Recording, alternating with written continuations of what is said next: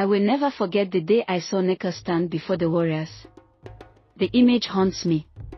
Her hands trembled as she gripped the staff of the gods, her voice steady but low. The villagers gathered in silence, eyes wide with fear. No maiden had ever dared to do what she was about to do. It began 3 moons ago, in the heart of Umunne Kingdom. The neighboring village, Agboja, had accused us of stealing their sacred Icno statue. It was a lie, one meant to spark war, but no one could prove our innocence. Agboja sent a messenger, either we return the Icno or prepare for battle. Umunne was not prepared for war. Our strongest warriors had been killed in a plague the year before.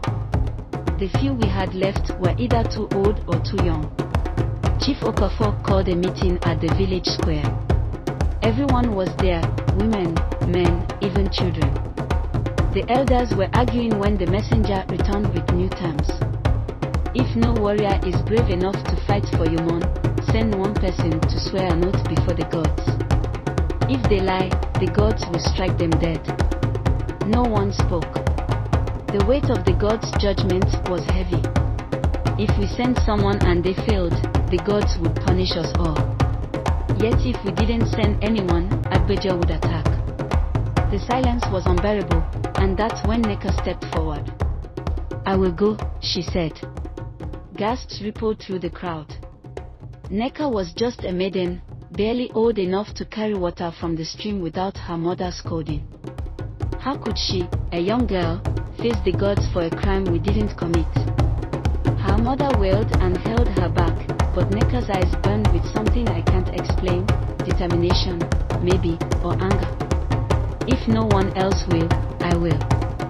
Umunne will not fall because of fear, she said.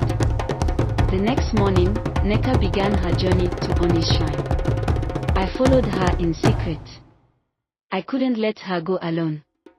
The forest was thick and alive with strange sounds, branches cracking, distant howls.